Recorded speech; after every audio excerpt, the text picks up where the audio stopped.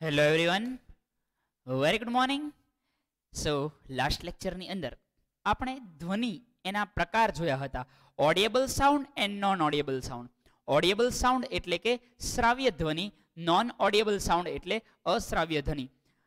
A type of audible non-audible sound is a infrasonic and ultrasonic. અશ્રાવ્ય ધ્વનિના બે પ્રકાર જોયા, એક પરાશ્રાવ્ય ધ્વનિ અને એક અવશ્રાવ્ય ધ્વનિ. અવશ્રાવ્ય એટલે ઇન્ફ્રાસોનિક, જેની માહિતી આપણે મેળવી હતી લાસ્ટ લેક્ચરની અંદર.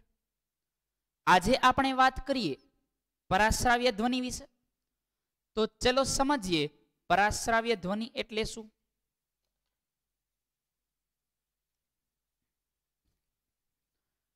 તો આજના લેક્ચરની અંદર ખાસ પરાશ્રાવ્ય ધ્વનિ અને તેના ઉપયોગો વિશે માહિતી મેળવવાની છે. Let's see what is a ultrasonic sound. પરાશ્રાવ્ય ધ્વનિ.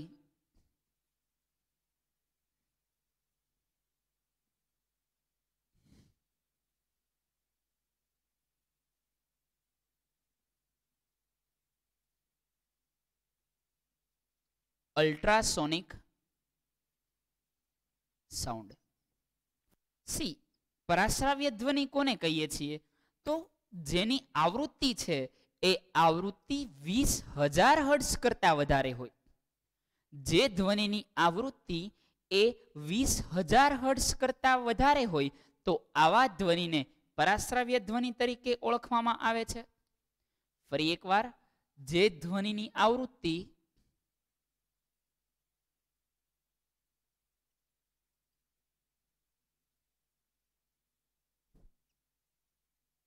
20,000 હર્ટ્ઝ કરતા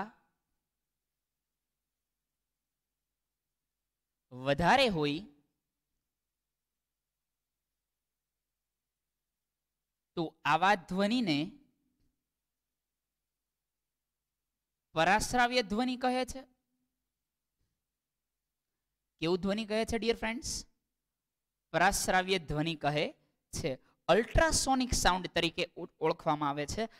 હાઈલી એનર્જેટિક સાઉન્ડ છે. Highly energetic sound. મેં વાત કરેલી કે એક બુલેટ પ્રૂફ કાચ છે, એની ઉપર તમે બંદૂકની ગોળી મારો છો, બુલેટ ગનમાંથી એની ઉપર બુલેટ મારો છો, તેમ છતાં પણ એ કાચને કાંઈ અસર નથી થતી, અથવા તો બહુ નાના મોટા ઘૂબા પડે છે. પરંતુ જો એની ઉપર અલ્ટ્રાસોનિક ફ્રીક્વન્સી આપાત કરવામાં આવે, અલ્ટ્રાસોનિક ફ્રીક્વન્સી એમિટ કરવામાં આવે તો એ ગ્લાસ છે એ બ્રેક થઈ જાય છે, તૂટી જાય છે, નાના નાના કટકામાં રૂપાંતરણ પામી જાય છે. એટલો હાઈ ફ્રીક્વન્ટેડ સાઉન્ડ છે એ અલ્ટ્રાસોનિક છે. તો આ પણ માનવ કાન આને સાંભળી શકતો નથી. આ આવૃત્તિ છે એ માનવ કાન દ્વારા સાંભળી શકાતી નથી. એટલી બધી હાઈલી એનર્જેટિક સાઉન્ડ છે. તો આને સાંભળી કોણ શકે? તો આને સાંભળવા માટે ડિયર ફ્રેન્ડ્સ અમુક નાના ફૂદાઓ છે, માછલીઓ છે. કોણ? માછલી છે, અમુક પક્ષી છે, પછી કૂતરું બિલાડું એટલે કે કૂતરા છે, બિલાડા છે. આ અને અમુક પ્રકારના જીવજંતુઓ, અમુક પ્રકારના જીવજંતુઓ જેને આપણે ફૂદુ કહીએ, ખબર છે? ફૂદુ તો એને ઇંગ્લિશમાં મોથ કહેવાય. એ આ અવાજ સાંભળી પણ શકે છે અને આ અવાજ ઉત્પન્ન પણ કરી શકે છે. ઇવન ઉંદર પણ સાંભળી શકે આ અવાજને, ઉંદરડા. તો જીવજંતુઓ છે એ અમુક પ્રકારનો અવાજ સાંભળી પણ શકે અને એ અલ્ટ્રાસોનિક અવાજ ઉત્પન્ન પણ કરી શકે. ઉંદર છે સાંભળી શકે, ઉત્પન્ન કરી શકે. કૂતરા બિલાડા ઓલમોસ્ટ સાંભળી જ શકે. ચામાચીડિયું છે એ અલ્ટ્રાસોનિક અવાજ સાંભળી પણ શકે અને એને ઉત્પન્ન પણ કરી શકે. એની પાસે એવી ગ્રંથિ આવેલી છે. આની સિવાયના પ્રાણીઓની અંદર વહેલ જેવું એક સસ્તન છે. વહેલ જેવું સસ્તન પ્રાણી છે, તેને પોર્પોઇઝ કહેવામાં આવે છે. પછી તો કે ચામાચીડિયું છે, બેટ. તો આ બધા સજીવો છે એ અલ્ટ્રાસોનિક સાઉન્ડને સાંભળી શકે છે. આ દરેક પ્રકારના સજીવો એ અલ્ટ્રાસોનિક સાઉન્ડને સાંભળી શકે છે, આપણે સાંભળી શકતા નથી. ઇવન પોર્પોઇઝ અને ચામાચીડિયું છે એ અંધારામાં શિકાર કરવા માટે પણ શેનો ઉપયોગ કરે છે? અલ્ટ્રાસોનિક સાઉન્ડનો ઉપયોગ કરે છે. ફરી એકવાર રિપીટ કરું છું. કોણ? પોર્પોઇઝ અને ચામાચીડિયું એ અંધારામાં શિકાર કરવા માટે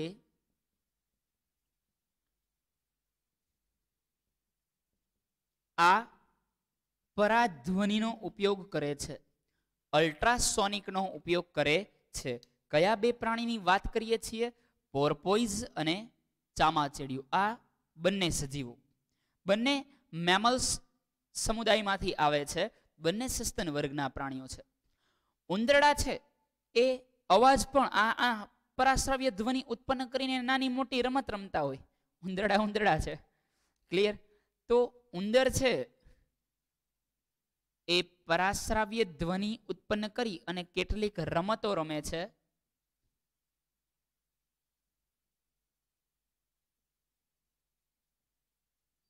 પરાશ્રાવ્ય ધ્વનિ ઉત્પન્ન કરી કેટલીક રમતો રમે છે. એ પછી જોઈએ તો જે વાત કરી મેં ફુદ્દા, જે અમુક જીવજંતુ, ફુદ્દા સિવાય નહીં અમુક જીવજંતુઓ છે. હા, જાણકારી માટે એ તમને કહી દઉં કે જે સૌથી વધારેમાં વધારે સાઉન્ડ પ્રોડ્યુસ કરે છે ફુદ્દા છે. 38,000 હર્ટ્ઝ એ ઉત્પન્ન કરી શકે છે. એના બોડીમાંથી એ 38,000 હર્ટ્ઝ ઉત્પન્ન કરે છે. એક સેકન્ડમાં 38,000 સાયકલ પૂરી થાય. એટલું નાનું એવું ફુદ્દું છે. ચામાચીડિયું એનાથી વધારે પણ કરી શકે છે, એવું નથી કરી શકતા. પણ જીવજંતુની વાત કરી તો એની અંદર મોથ છે, જે ફુદ્દું છે, ફુદ્દાને ઇંગ્લિશમાં MOTH, મોથ કહેવાય. ચલો, ક્લિયર છે? તો આગળ વધું છું. કેટલાક જીવજંતુઓ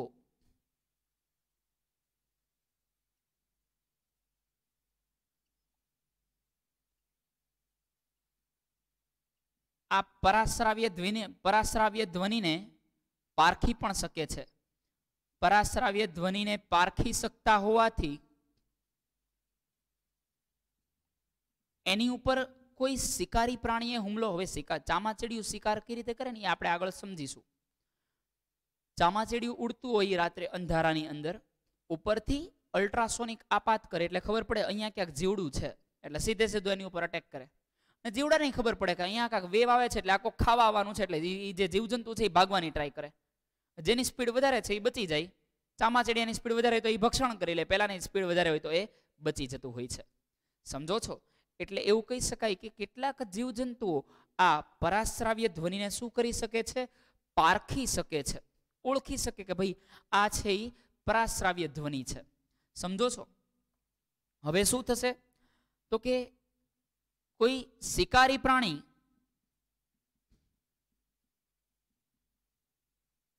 શિકાર કરવા આવે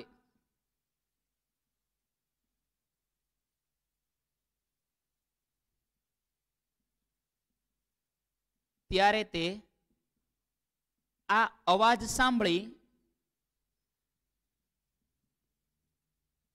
બચી શકે છે. એ ક્યાંક એવી જગ્યાએ છુપાઈ જાય, કોલન મળે જ નહીં. એનો અલ્ટ્રાસોનિક એનો અવાજ આવતો હોય એટલે એને ખબર પડે આ ચામાચીડિયુંનો ચી ચી એવો, આમ જો તો ગુજરાતીમાં લોકો કહે છે ચી ચી અવાજ આવે, એકચ્યુઅલી બીપ બીપ બીપ એની જેવો કંઈક અવાજ છે. એ અલ્ટ્રાસોનિક ફ્રીક્વન્સી દ્વારા આપણને સંભળાતો હોય. આપણે તો સાંભળી જ નથી શકતા, આ બધા પ્રાણીઓ સાંભળી શકે છે. વચ્ચે સાયન્ટિસ્ટોએ ઇનોવેશન એવું કર્યું, ઇનોવેશન છે યાર. સાયન્ટિસ્ટોએ એવું ઇનોવેટ કર્યું હતું, એક ઓલ આઉટ ને એ બધું છે ને, જે મચ્છર મારવા માટે, મચ્છર ભગાડવા માટેની ડિવાઇસ છે.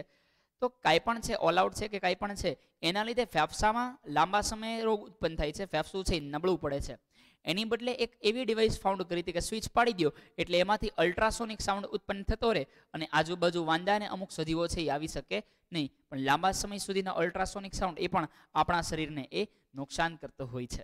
ચલો અલ્ટ્રાસોનિક વિશે લખી લો, પછી આપણે એની લાર્જ એપ્લિકેશન પર જઈએ. બહુ મસ્ત મજાની એપ્લિકેશન છે. સી નોટ ડાઉન ધેટ, પછી આપણે જોઈએ.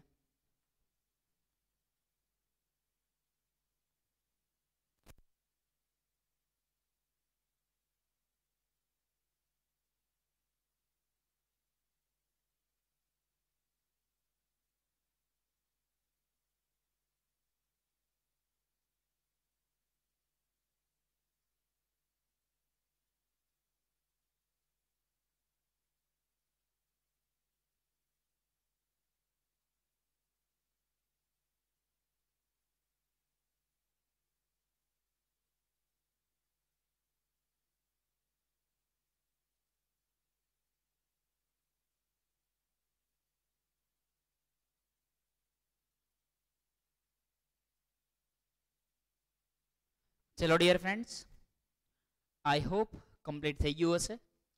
તો કરી લઉં ઇરેઝ.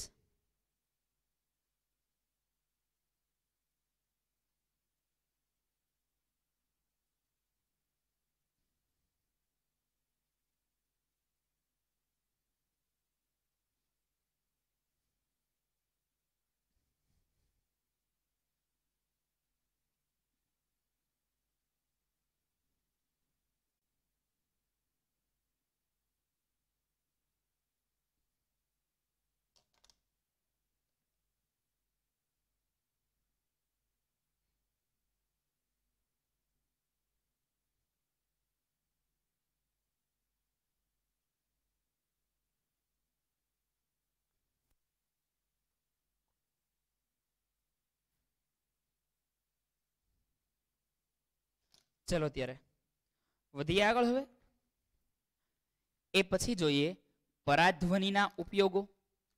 કેવા ઉપયોગો? પરાધ્વનિના એટલે કે એપ્લિકેશન ઓફ અલ્ટ્રાસોનિક સાઉન્ડ.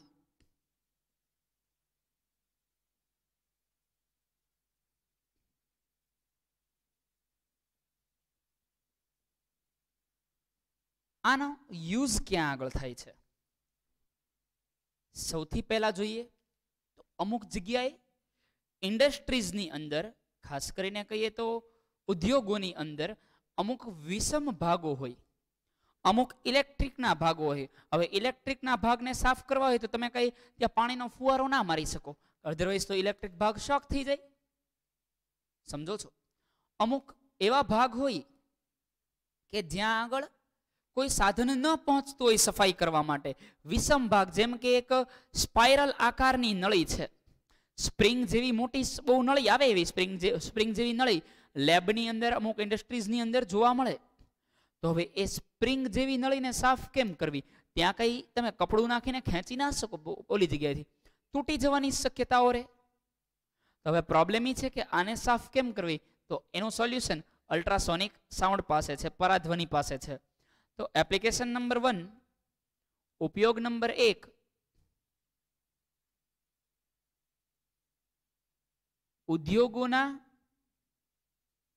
ઉદ્યોગોમાં મશીનના વિષમ ભાગો. કેવા ભાગો છે? વિષમ ભાગો. વિષમ ભાગો પછી જોવા જઈએ તો જે ઇલેક્ટ્રિક સાધનોની વાત કરું છું, એ ઇલેક્ટ્રિક સાધનો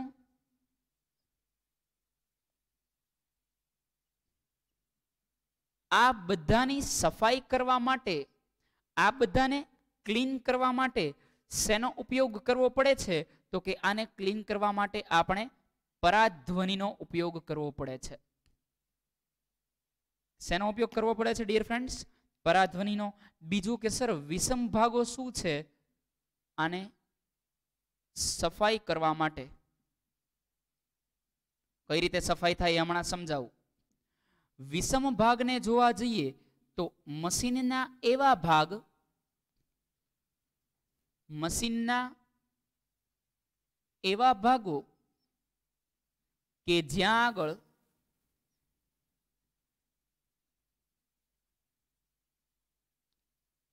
કોઈ વસ્તુ પહોંચી શકતી નથી. સફાઈ કરવા માટે તમે કોઈ વસ્તુ પહોંચાડી ન શકો, પહોંચી શકતી નથી.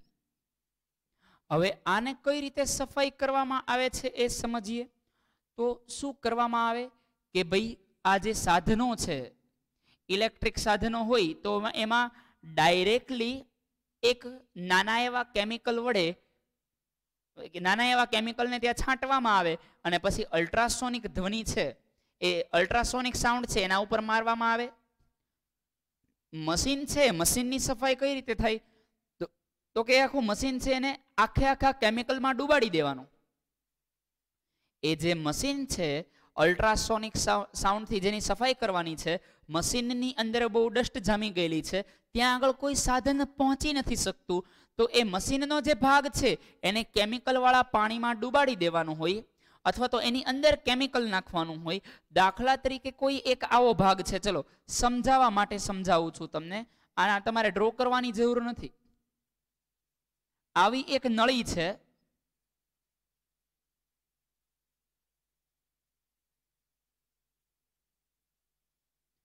ઓકે. હવે આ નળીની અંદર શું પ્રોબ્લેમ છે? તો કે અહીંયા આગળ ક્યાંક ડસ્ટ જામી ગયો છે. હવે અહીંયા આગળથી કંઈક તમે કંઈક કપડું નાખી ના શકો અને અહીંયા આગળ બધે ધૂળ જામી ગઈ છે, અહીંયા આગળ બધે. તો હવે એની માટે શું કરવાનું? તો કંઈ નહીં, બહારથી એક કેમિકલ પાસ કરવામાં આવે. બહારથી શું, હવે ઓઇલ જામી ગયું હોય, ગ્રીસ જામી ગયું હોય, કાંક ગ્રીસના લોંદા જામી ગયા હોય, ગ્રીસના લોંદા સાથે અથવા ઓઇલ સાથે ધૂળ ચોટી ગઈ હોય. ઓઇલ સાથે ધૂળ ચોટે એટલે એક કાદવ જેવી રચના બની જાય. તો અહીંયા આગળથી એક લિક્વિડ પાસ કરવામાં આવે છે.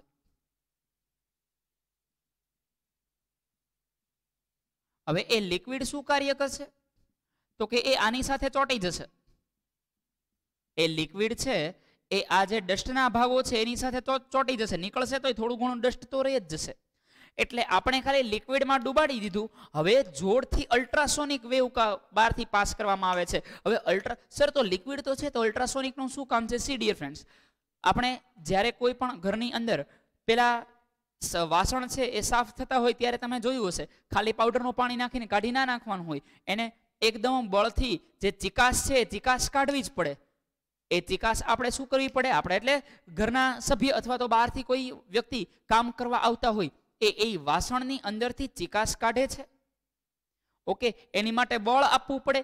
તો જે એ વધારાનો કચરો કાઢવા માટે બળની જરૂર પડે છે, એ બળ કોણ આપે છે? Ultrasonic waves. એ બળ કોણ પ્રોવાઈડ કરે છે ડિયર ફ્રેન્ડ્સ? બહારથી આવેલા અલ્ટ્રાસોનિક વેવ. તો અહીંયા આગળથી પરાધ્વનિ છે એ અંદર પાસ કરશે. એ અંદર પાસ કરશે એટલે શું થશે?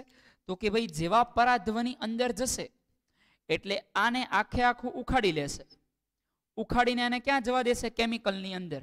જેટલો કચરો છે એ બધા કચરાને ઉખાડી અને ક્યાં ભેળવી દેશે? કેમિકલની અંદર. એટલે પેલો ભાગ શુદ્ધ થઈ જશે અને કેમિકલની અંદર કચરાવાળો જે ડોળું પાણી છે એ બીજી જગ્યાએથી અહીંયાથી બહાર કાઢી લેવામાં આવશે. તો આ રીતે કોઈ પણ મશીનની સફાઈ થઈ શકે. શેના દ્વારા? પરાશ્રાવ્ય ધ્વનિ દ્વારા. શેના દ્વારા સફાઈ થઈ શકે ડિયર ફ્રેન્ડ્સ? પરાશ્રાવ્ય ધ્વનિ દ્વારા. ક્લિયર? ચલો એની પછીના ટોપિક પર જઈએ, એની પછીના મુદ્દા પર જઈએ. તો એની પછીનો મુદ્દો એવો છે, એટલે આ સમજે ને શું કર્યું? તો કે ભાઈ મશીનના વિષમ ભાગને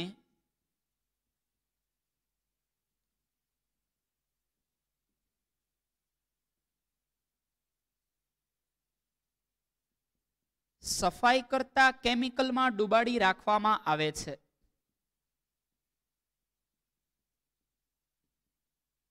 સફાઈ કરતા કેમિકલમાં ડુબાડી રાખવામાં આવે છે. એ સફાઈ કરતા કેમિકલની અંદર ડુબાડી અને એ પછી આની ઉપર અલ્ટ્રાસોનિક સાઉન્ડ પાસ કરવામાં આવે. એ પછી પરાધ્વનિ પાસ કરતા, પરાધ્વનિ આપાત કરતા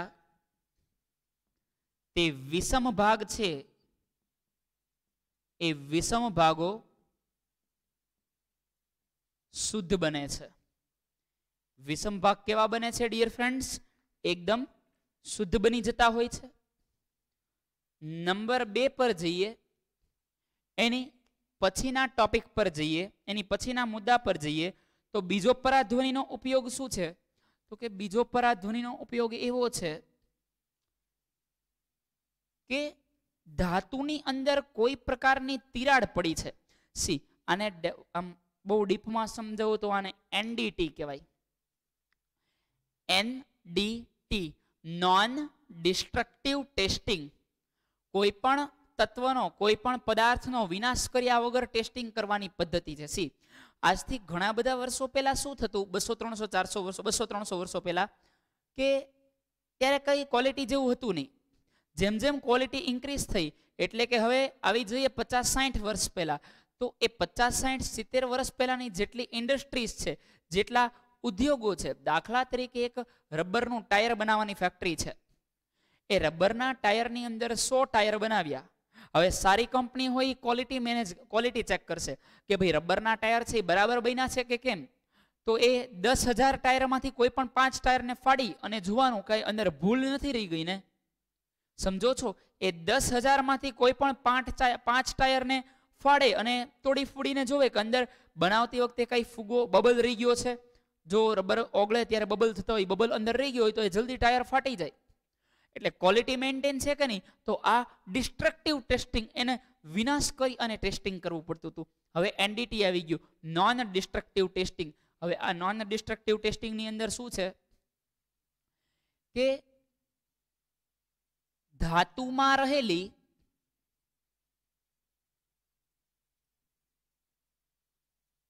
તિરાડ પારખી શકાય. ધાતુમાં રહેલી તિરાડ પારખી શકાય એટલે કે ધાતુ પર પરાધ્વનિ આપાત કરતા, ધાતુ પર પરાધ્વનિ આપાત કરતા તેમાં જો તિરાડ જોવા મળે, તેમાં ડિયર ફ્રેન્ડ શું જોવા મળે? જો તિરાડ જોવા મળે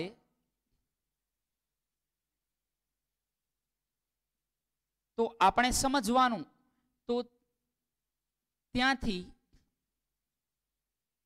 તરંગો એક પ્રતિબિંબ બનાવે છે અને એ પ્રતિબિંબ દ્વારા આપણને જાણકારી મળી જાય છે કે ભાઈ અહીંયા આગળ કંઈક પ્રોબ્લેમ છે. દાખલા તરીકે સર એ બધું થાય કઈ રીતે, ચલો સમજીએ. એક કંપની છે જે માની લઈએ ધાતુના બ્લોક બનાવે છે. કંપની શું બનાવે છે? ધાતુના બ્લોક બનાવે છે. ધાતુના બ્લોકનો ઘણો બધો ઉપયોગ થતો હોય. તો આ કંપની જે ધાતુના બ્લોક બનાવે છે એ ધાતુનું આ રીતે ટેસ્ટિંગ કરશે કે અહીંયા આગળ એક ટ્રાન્સમીટર રાખેલા હોય જે તરંગો છે એને ટ્રાન્સમિટ કરે. અહીંયા આગળ શું હોય? ટ્રાન્સમીટર હોય જે તરંગોને ટ્રાન્સમિટ કરે. એટલે અને અહીંયા આગળ રિસીવર હોય. સામેની બાજુએ જે જોવા મળે એને રિસીવર કહેવાય. એ તરંગોને પકડે, તરંગોને રિસીવ કરે અને ડિસ્પ્લેમાં માહિતી આપે, ભાઈ આવું આવું થયું. તો અહીંયા છે એને આપણે ટ્રાન્સમીટર કહીશું, જે તરંગને ટ્રાન્સમિટ કરે છે. અને અહીંયા આગળ જે છે એને ડિયર ફ્રેન્ડ્સ આપણે રિસીવર કહીશું, જે ત્યાં આવેલા તરંગોને રિસીવ કરે છે. હવે અહીંયા આગળથી સપોઝ કે તરંગો છે એ પાસ થાય છે આ રીતે. અહીંથી તરંગ જશે એ સામેની બાજુ કેચ થશે, અહીંથી તરંગ જશે એ સામેની બાજુ કેચ થશે. માની લો કે વચ્ચે એક નાની એવી તિરાડ છે, વચ્ચે એક નાની એવી ધાતુના બ્લોકમાં શું છે? તિરાડ છે. તો અહીંથી તરંગ જશે એ સામે કેચ થશે. પરંતુ અહીંયા આગળ જે તરંગો જશે એ તિરાડની અંદર સલવાઈ જશે એટલે સામે જશે જ નહીં. સમજો છો? આ આખી ધાતુનું પ્રતિબિંબ ઓલી સાઈડ મળે, આખું પ્રતિબિંબ. જેમ આપણો કેમ એક્સરે મળે, એક્સરે ની પ્લેટ ઉપર આમ હાથ રાખીને તમે ફોટો પાડો તો અંદરનો હાડકાની છાપ છે એ પેલી ફોટોગ્રાફિક પ્લેટ પર પડી જાય. Same way my dear friends કે અહીંયાથી તરંગ જાય છે, સામે નથી પહોંચતા, એટલે ડિસ્પ્લેની અંદર નાનો એવો એક લીટો આવે સફેદ કલરનો કે ભાઈ અહીંયા આગળથી વેવ છે એ આગળ નથી ગયા, અહીંયા આગળ વેવ સલવાઈ ગયા છે અથવા તો ત્યાંથી પાછા આવી ગયા છે. ઇન શોર્ટ આ જે સિગ્નલને પકડે છે એ સિગ્નલને પકડીને ઇમેજ બનાવે તો આટલા ભાગની ઇમેજ જ ફોર્મ નહીં થાય. એટલે તરત ખબર પડી જશે કે ભાઈ અહીંયા ક્યાંક આની અંદર ફોલ્ટ છે, એટલે પછી આને રિજેક્ટ, આ જે ધાતુની પ્લેટ છે એને રિજેક્ટ કરી અને ફરીવાર કંઈક નવી બનાવવામાં આવે. સમજો છો? તો આ રીતે એનડીટી છે એ ડિયર ફ્રેન્ડ્સ આપણને જોવા મળે. અત્યારે સારી સારી કંપનીની અંદર પણ આવું થાય છે. ક્વોલિટી અને ક્વોલિટી મેનેજમેન્ટ, ક્વોલિટી ટેસ્ટિંગ કહેવાય કે ભાઈ ક્વોલિટીને મેન્ટેન કરવા માટે, કોને મેન્ટેન કરવા માટે? ક્વોલિટીને મેન્ટેન કરવા માટે આ વસ્તુઓ મિત્રો છે એ આપણને જોવા મળતી હોય છે. ક્લિયર? અહીંયા આગળથી હજી એક વેવ પાસ કરી દઈએ તો આ રીતે આવું કંઈક થતું હોય છે. ચલો, ઓલરાઈટ માય ડિયર ફ્રેન્ડ્સ, એક મસ્ત સ્ટોરી કહું, રિયલ સ્ટોરી છે, મજા આવશે. પછી હજી ઉપયોગ બાકી છે તો બોર્ડ ભરાઈ ગયું એટલે તમે પછી નોટ ડાઉન કરી લેજો. સી, એકવાર જાપાનની કંપની છે, સાબુ બનાવતી ફેક્ટરી છે. એ સાબુ બનાવતી ફેક્ટરીની અંદર જાપાન ક્વોલિટીની અંદર પુષ્કળ માને છે. સાબુ બનાવતી ફેક્ટરીની અંદર પ્રોબ્લેમ એવો થયો કે મશીન જે સાબુ પેક કરે એમાં ખાલી ખોખું પેક થઈને વયું ગયું. સાબુ જે નાખવાનો હતો એ સાબુનું નંગ નાખવાનો રહી ગયો, ખાલી ખોખું પેક થઈને માર્કેટમાં વયું ગયું. વ્યક્તિ પાસે ગયું એટલે વ્યક્તિએ એ કમ્પ્લેન, એ બહુ તેની બહુ ડિસિપ્લિન પીપલ, એટલે આમને એક મેલ કર્યો કે ભાઈ અમારે એક ખાલી સાબુનું બોક્સ આવેલું છે. અને એ લોકો બહુ જાપાનમાં ક્વોલિટીમાં તો બહુ માને કે ભાઈ કોઈ સાથે ચીટિંગ ના થવી જોઈએ. એટલે આવું કીધું એટલે જાપાનની જે પબ્લિક છે, જાપાનનો જે ઓનર હતો એ કંપનીનો, એને બે મોટા મશીન મંગાવ્યા. બહુ લાખો રૂપિયાના, કરોડો રૂપિયાના મશીન આવે. સામે એક ડિસ્પ્લે મૂકી, ત્યાં માણસ બેહાડ્યો. બસ આ મશીન કે અંદરથી રે પાસ થાય, સામે દેખાડે અંદર સાબુ છે કે નહીં, એની ડિસ્પ્લે હોય ત્યાં આગળ મૂકેલી, એની ઉપર માણસ બેઠો એ જોઈ રાખે. અને કદાચ સાબુ ના આવે તો એનો માણસ ઊભો થઈને ત્યાંથી ખાલી ખોખાનો ઘા કરી દે. આ જ વસ્તુ બની આપણી ગુજરાતની નિરમા કંપનીની અંદર. એટલે આપણે તો ઘણી બધી વાર કદાચ બનતું હશે, પણ આ વસ્તુ હવે નિરમા ક્વોલિટી વાળી કંપની છે. તો નિરમાના ઓનરને ખબર પડી કે ભાઈ આવું કંઈક થયેલું છે. તો હવે શું, પછી કેસ સ્ટડી રીડ કરતા હતા તો જાપાનની કેસ સ્ટડી જોઈ કે ભાઈ આ કંપનીની અંદર સાબુ જ બનાવતી હતી, આની જ જેવી એક ઘટના બની હતી. અને એ લોકોએ મોટા લાખો કરોડોના મશીન વિકસાવ્યા. પણ આપણે તો ગુજરાતી કઈ કહેવાનું જ ન હોય, મગજ પાવરફુલ હોય. એને સાબુની ફેક્ટરીની અંદર 4 એમ 8 પંખા ગોઠવી દીધા લાઈનમાં. પંખા એકદમ ફાસ્ટ રાખવાના. હવે સાબુ છે એ વજનદાર હોય તો સાબુ હોય નીકળી જાય ને ખાલી ખોખા એ ઉડી જાય, વાત પૂરી થઈ ગઈ, મશીનની જરૂર જ ના પડે. ક્લિયર? તો એ સમયે બુદ્ધિનો ઉપયોગ કર્યો, એમાં આની કઈ જરૂર ના પડતી હોય. ક્લિયર છે? ચલો નોટ ડાઉન કરી લ્યો, ત્યારબાદ ડિયર ફ્રેન્ડ્સ આગળ વધીએ.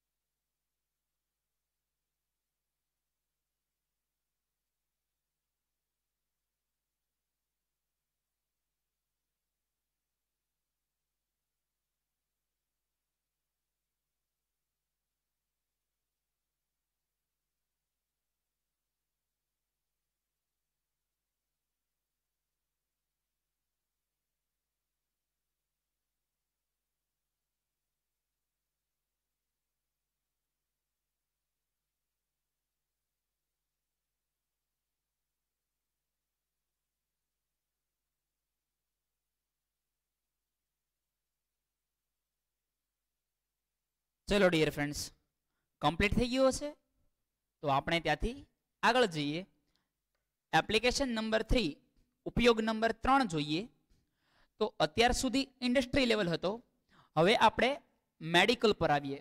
મેડિકલની અંદર આનો શું ઉપયોગ થઈ શકે? જે ડોક્ટરી ની અંદર છે એ આપણે આનો શું ઉપયોગ કરી શકીએ?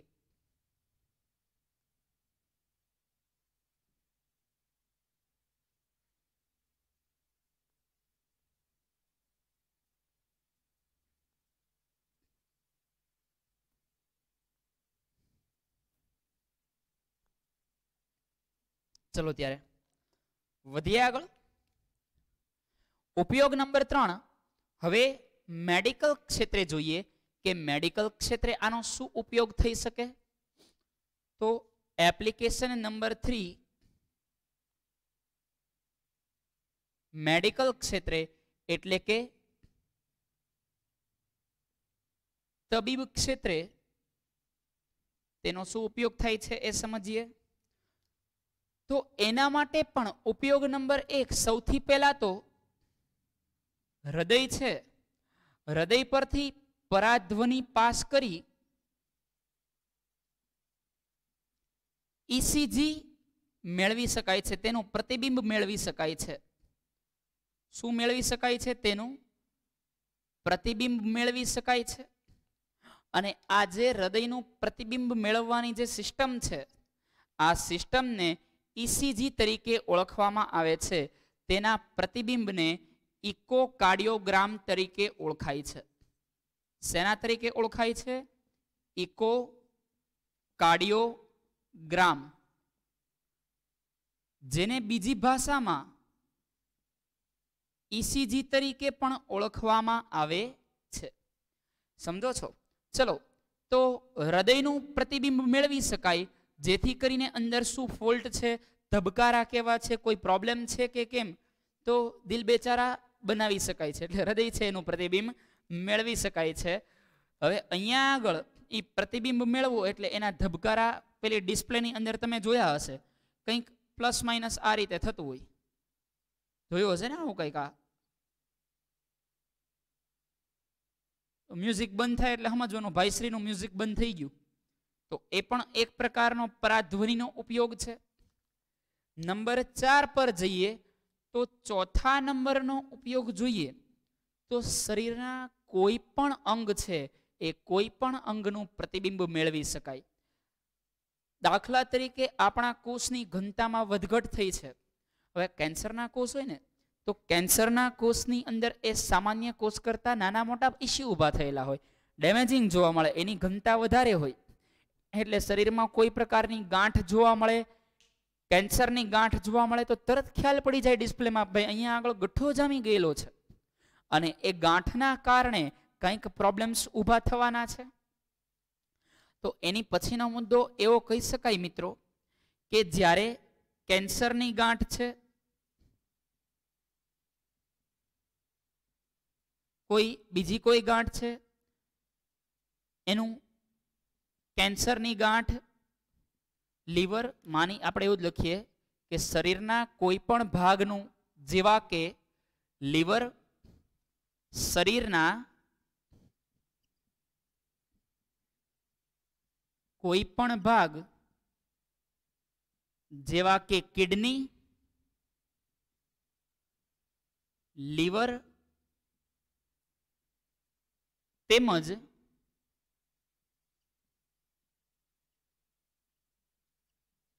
અન્ય ભાગોનું પ્રતિબિંબ મેળવી શકાય છે. અન્ય ભાગોનું શું મેળવી શકાય છે? પ્રતિબિંબ. એ અન્ય ભાગોમાં એનું પ્રતિબિંબ મેળવી અન્ય ભાગોમાં કોઈ ખામી હોય તો એ ખામી છે એ પારખી શકાય છે. કોઈ પણ પ્રકારની ખામી એમાં જોવા મળે એનું નિદાન થઈ શકે, પારખી શકાય અને એનું શું કરી શકાય? નિદાન કરી શકાય. ચલો, આ ક્લિયર? આ વાત ક્લિયર કે કોઈ પણ ખામીને પારખી શકાય છે અને એ ખામીનું નિદાન કરી શકાય છે. એ પછી આગળ સમજીએ, એની પછી વાત કરીએ. ચલો ત્યારે હવે એ કઈ રીતે થાય? તો કે જ્યારે પરાધ્વનિ, એટલે આ જ રીઝનની અંદર સમજાવું છું, પરાધ્વનિ છે એ શરીરના કોષમાંથી જ્યારે પસાર થાય, જ્યારે એ શરીરના કોષમાંથી પસાર થાય છે ત્યારે મિત્રો જો કોષની ઘનતામાં ફેરફાર થયો હોય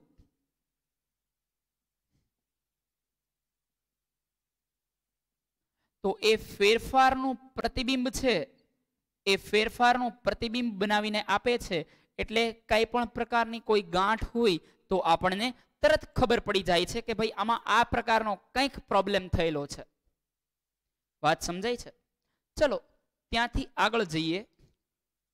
તો આનું ઇન શોર્ટ નિદાન થઈ શકે, કોઈ ઇસ્યુ નથી. એ પછી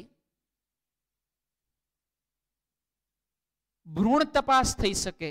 કોઈ માતા છે એના ભ્રૂણની અંદર કોઈ બાળક છે તો એ ભ્રૂણની તપાસ થઈ શકે. ભ્રૂણની તપાસ એકચ્યુઅલી એટલે કરવામાં આવે કે એની અંદર કોઈ ખામી કે એવું કઈ હોય તો એનું પહેલેથી જ શું કરી શકાય, નિદાન કરી શકાય. અથવા તો જે પહેલેથી ખામી છે એ માની લો કે માતાના ગર્ભની અંદર એક બાળક છે એ વિકાસ પામે છે અને એ બાળકની અંદર કોઈ પ્રકારની ખામી જોવા મળે છે તો જો બહુ વધારે ખામી હોય તો એ કદાચ એ બાળક પૃથ્વી ઉપર આવે તો પણ લાંબા સમય ન જીવી શકે અને રીબાઈને મરે. તો એ પહેલા ગર્ભની અંદર કોઈ પણ પ્રકારે એની ટ્રીટમેન્ટ થઈ શકે, એનું નિદાન કરી શકાય છે. અને છેલ્લે કિડનીની અંદરની કોઈ પથરી થઈ હોય, કિડનીમાં શું થઈ હોય, પથરી થઈ હોય, તો એ પથરીનું ઓપરેશન મેં તમને આ શરૂઆતમાં સમજાવેલું યાદ કરો. એ પથરીનું ઓપરેશન પરાધ્વનિ વડે કરી શકાય છે. એ પથરીનું જે ડિયર ફ્રેન્ડ્સ ઓપરેશન છે એ ઓપરેશન શેના વડે કરી શકાય છે? પરાધ્વનિ વડે. ભ્રૂણની તપાસ આપણે ભ્રૂણની તપાસ હાલમાં લોકો એ માટે કરે છે કે આવનાર બાળક છે એ મેલ છે કે ફિમેલ છે, પરંતુ એકચ્યુઅલી જે સંશોધન થયેલું છે એ આના લીધે થયેલું છે. આજે ભ્રૂણની તપાસ છે એનું નામ જ એવું છે અલ્ટ્રાસોનોગ્રાફી. આ ભ્રૂણની જે તપાસ જોવા મળે છે એનું નામ શું છે? અલ્ટ્રાસોનોગ્રાફી. અલ્ટ્રાસોનિક વેવ પાસ કરીને જે સોનોગ્રાફી કરવામાં આવે એને શું કહેવાય? ગ્રાફ એટલે ફોટો, સોનોગ્રાફ એટલે અંદરનો, અલ્ટ્રાસોનો એટલે અલ્ટ્રાસોનિક ધ્વનિ મારીને જે અંદરના ફોટા લીધેલા છે એને અલ્ટ્રાસોનિક ફોટોગ્રાફી તરીકે ઓળખવામાં આવે છે. એકવાર બધી એપ્લિકેશન ફાસ્ટ ફોરવર્ડ કરી લઈએ. પહેલું તો કે સફાઈ કરવા માટે ઇલેક્ટ્રિક સાધન છે, વિષમ ભાગ છે કે જ્યાં આગળ કોઈ સાધન નથી પહોંચી શકતું, તો એ સાધન નથી પહોંચી શકતું ત્યાં આગળ આ કામ કરશે. પછી તો કે ધાતુની અંદર કોઈ તિરાડ રહેલી છે તો એ ધાતુની અંદરની તિરાડ પારખવા. સર પણ ધાતુની અંદર તિરાડ છે તો પારખવાનું શા માટે છે? એક મુદ્દો એની અંદર એડ કરી દો કે મોટા મોટા ડેમ છે, મોટા બહુમાળી ભવન છે, મોટા મકાન છે, મોટા પુલ છે, તમે પુલ જોયેલા હશે. હવે પુલની અંદર લોટ ઓફ મેટલનો ઉપયોગ કરવાનો હોય. હવે એ ધાતુ જો તિરાડ વાળી હોય તો એની ઉપરથી જે વાહન જશે ને એના લીધે એ તિરાડ ધીરે ધીરે મોટી બનતી જશે. અને એ તિરાડ મોટી બનશે એટલે એક સમયે એ ફેલ થશે અને પુલ પડવાની, ડેમ પડવાની કે મકાન પડવાની ક્ષમતા વધી જશે, મકાન પડવાની સંભાવનાઓ વધી જશે. હવે બહારથી તો તમે સમજો આખો પુલ છે એમાં ધાતુની અંદર તિરાડ છે તો આપણે બહારથી કઈ રીતે જોઈ શકીએ કે ભાઈ આમાં અંદર તિરાડ છે એવું? તો એ અંદરની તિરાડ પારખવા માટે જે વેવ એમિટ કરવામાં આવે છે એ અલ્ટ્રાસોનિક વેવ છે માય ડિયર ફ્રેન્ડ્સ. કેટલું ઉપયોગી છે, જસ્ટ ઇમેજિન.